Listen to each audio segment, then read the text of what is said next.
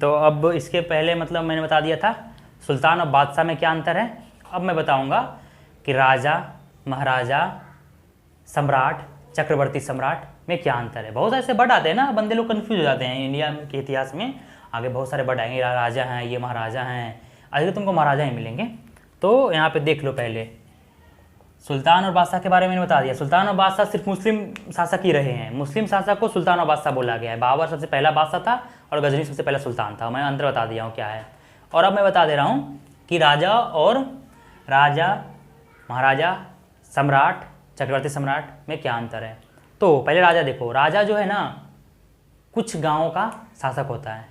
जैसे में अगर एक गाँव का शासक कोई है तो वो पंचायत हो गया, ठीक है। उसके आगे समझो 1000 गाँव का जो शासक है उसे राजा बोला गया। 10,000 गाँव का जो शासक उसे महाराजा बोला गया।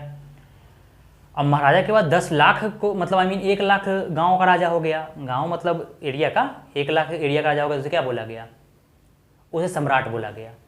सिंपल वर्ड है। और जो भारत के सारे गाँव मतलब लगभग 7 लाख गाँव का जो राजा हो गया उसे चक्रवर्ती सम्राट बोला गया। सिंपल इतना जानो, सबसे छोटा जो पद है ना वो राजा का है।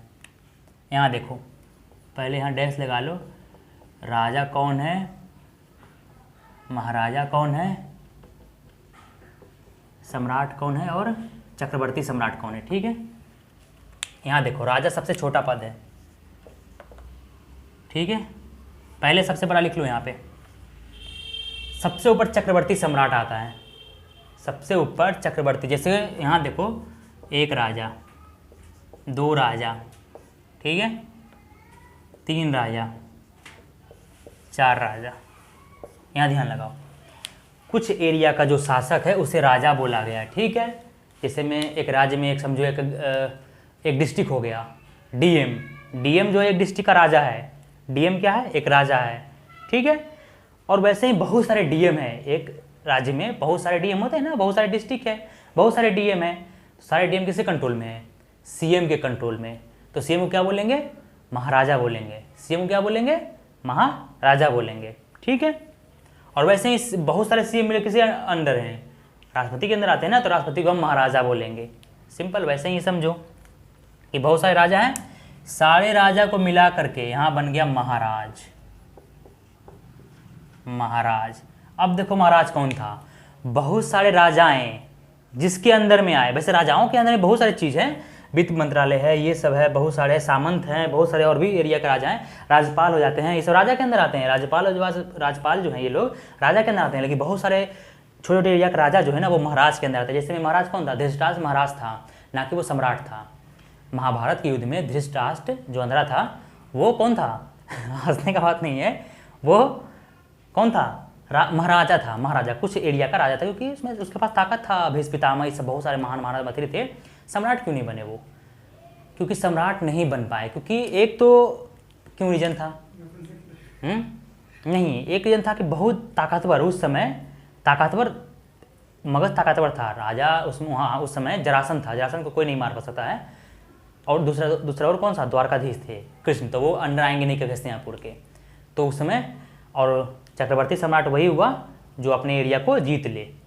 तो ना द्वारका से कोई जीत सकता है और ना किससे कोई जीत सकता है, मगध से कोई जीत सकता था, क्योंकि उस समय मगध में कौन था, जरासंध। जरासंध के मारने का किसी को भी कोई दिमाग नहीं था कि कैसे जरासंध मरेगा, और जरासंध बहुत ताकतवर बंदा था।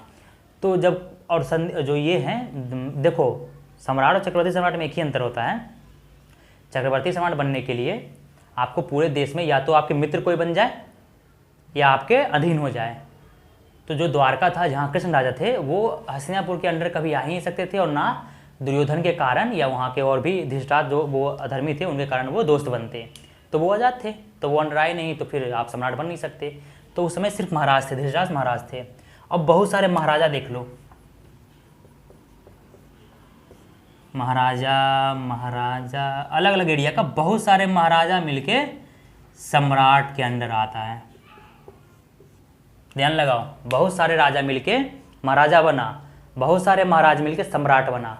सम्राट मतलब कुछ महाराजाओं के अंदर चंद्रगुप्त मौर्य सम्राट था, ना कि चक्रवर्ती था, क्योंकि 16 महाजनपद था उस टाइम इंडिया में।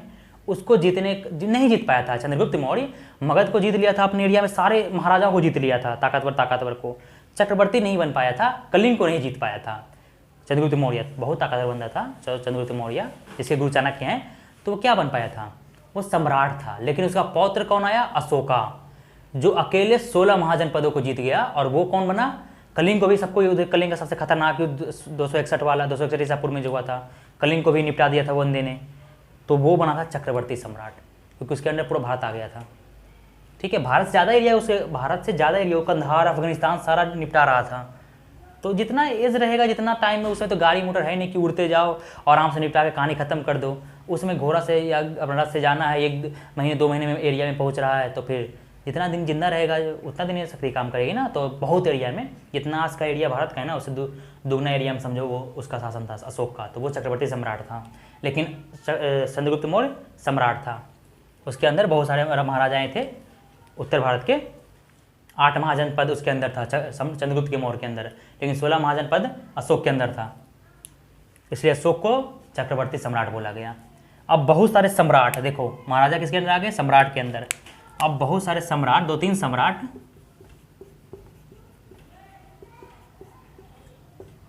चक्रवर्ती सम्राट, चक्रवर्ती सम्राट के अंदर आता है। अब अंतर समझ में आया। राजा के अंदर बहुत कोई है, राज्यपाल है, अलग अलग मतलब एरिया का अलग अलग चीज़ का राज्यपाल है। राजा के अंदर बहुत सारे राजाओं मिलकर महाराज के अंदर आते हैं। मतलब इस पे जो शासन करे वो महाराज का शासन है। महाराज ही आदेश देगा इस राजाओं को। महाराज, बहुत सारे महाराज को कौन आदेश देगा, सम्राट महाराज जो है वो सम्राट के अधीन आता है। और बहुत सारे सम्राटों के अधीन कौन आएगा, कौन, चक्रवर्ती सम्राट। और कुरुक्षेत्र में, महाभारत में चक्रवर्ती सम्राट युधिष्ठिर बना था। क्यों, क्योंकि द्वारकाधीश जो श्री कृष्ण है वो अर्जुन के दोस्त थे, तो इनके अंडर आ गए। दूसरा, हस्तिनापुर भी इनके दोस्त था, क्योंकि संबंधी है तो लड़ेगा नहीं, ताकत में भी कमजोर, तो अधीन आ गया। दूसरा, जरासंध को तो कौन निपटा दिया था, भीम निपटा दिया था, चीर के फाड़ दिया था, फेंक दिया था। तो जरासंध सबसे ताकतवर था उस समय, खत्म कर दिया, वो भी अंडर आ गया। और जरासंध के अंदर 100 महाराजा उसके अंदर था। जरासंध इंडिया के बहुत सारे राजाओं को अपने बंदी बना लिया था, उसको भी छुड़ा के आज़ाद कर दिया भीम ने। तो सारे राजाओं तो इसके अंदर खुद ब खुद आ गए अंडर इसके। तब कौन बनाया था, और कृष्ण तो इसके दोस्त थे ही धर्म की तरफ, तो चक्रवर्ती सम्राट वही बना था युधिष्ठिर, अलग होकर इंद्रप्रस्थ, दिल्ली में राज करते थे वो। तो बस चक्रवर्ती महाराजा सम्राट, चक्रवर्ती सम्राट में सम्राट मतलब अंतर आ गया होगा। ठीक है, चक्रवर्ती सम्राट कोई एक ही होता है। भारत का सबसे पहला चक्रवर्ती सम्राट कौन है, भरत है। भरत कौन थे, हैं, नहीं, भरत जो है वो दशरथ के पुत्र नहीं, इससे नाम नहीं भारत पड़ा। भारत का नाम जो था ना, महाभारत समय से बहुत पहले, और भी बहुत पहले जम्बूद्वीप नाम था भारत का, इस एरिया का जम्बूद्वीप नाम था। तो ऋषभदेव, जो जैन धर्म के संस्थापक ऋषभदेव हैं, उनके 100 पुत्र थे। उनमें से एक भरत थे, एक बाहुबली थे। एक बाहुबली जिनकी मूर्ति है गोमतेश्वर में, गोमतेश्वर की मूर्ति बाहुबली का। तो बाहुबली ताकतवर, काफ़ी ताकतवर थे। और जो सारे भारत के राज्य है ना, 100 पुत्र में बटा हुआ था। ऋषभदेव के 100 पुत्र हैं, सारे भारत के राज्य एरिया में राज कर रहे थे। तो भरत जो है ना, वो अपना एक चक्र चलाया। कोई चक्र था कि जो चक्र को रोकेगा ना, वो मेरे से युद्ध लड़ेगा, नहीं तो जो चक्र पार हो गया ना, वो चक्र जो आज के लिए समय अश्वमेध यज्ञ होता है ना, वैसे ही। तो जो चक्र अगर तुम्हारे एरिया से पार हो गया, वो अधीन हो गया मेरे अंदर। तो वैसे ही भरत चलाया था। 99 भाइयों को वो जीत लिया था भरत ने। या तो कोई डर से भरत के अंदर आ गया था, ऋषभदेव के पुत्र थे भरत, या फिर ताकत से आ गया था। लेकिन बाहुबली नहीं आया था। बाहुबली वो नहीं, बाहुबली वाला कटप्पा वाला बाहुबली नहीं, ये है इनके बेटा ऋषभदेव के, वो नहीं आया था। तो उनके साथ भरत जो है ना, मल्ल युद्ध किया कि आजा तुम्हारे साथ मैं ताकत दिखाता हूँ अपना। दोनों भाई अपने अपने लड़ने लगे। बाहुबली उसमें जीत गए। बाहुबली जीत गए तो बाहुबली को अफसोस लगा, मैं अपने भाई को हरा दिया, अच्छा नहीं लग रहा है। तो बाहुबली ने, भारत का सम्राट चाहते तो वही बन जाते चक्रवर्ती सम्राट बाहुबली, लेकिन नहीं, उनको बुरा लगा और वो अपना सारा राजपाट जो है ना, वो अपने भाई भरत के नाम कर दिए। राम वाला भरत नहीं, इनके नाम करके दे दिए, क्योंकि उनको बुरा लगा कि अरे मैं क्या करूँगा, और वो सन्यासी बन के दे दिए। और इनको क्या घोषित कर दिए, चक्रवर्ती सम्राट। जीते बाहुबली थे, लेकिन बाहुबली ने अपना सारा चीज़ नाम इनके कर दिया कि जा तुम्हें भरत के बन जा। क्योंकि जब 99 देश को, मतलब 99 भाइयों को जीत के आया, तो मैं एक जीत गया तुमसे, तो अच्छा ही लगता है, दे दिया वापस, रिटर्न दे दिया, तो जीत गया वो वापस। इसलिए भारत का पहला चक्रवर्ती सम्राट वही पड़े। और भारत का नाम रियल में भरत के नाम पे ही भारत पड़ा, ना कि महाभारत वाला दुष्यंत शकुंतला वाला भरत के नाम से पढ़ा है। ये अभी बंदूक में विवाद है, बाद में समझ में आएगा कि ऋषभ देव के पुत्र भरत हैं, उनके नाम पे भारत का नाम भारत पड़ा है, ठीक है। तो आगे जाके पता चलेगा सबको। तो भारत का पहला चक्रवर्ती सम्राट वही थे, भरत, ऋषभ देव के पुत्र। बस यही हुआ राजा महाराजा सम्राट और चक्रवर्ती सम्राट में अंतर, ठीक है। बेहतर है, समझ में आ गया होगा, ठीक है। तो ठीक है, मिलते हैं। कुछ भी डाउट हो किसी को, कुछ भी क्वेश्चन पूछना हो, कमेंट आपके लिए फ्री है, कुछ भी पूछ सकते हो। Okay, bye.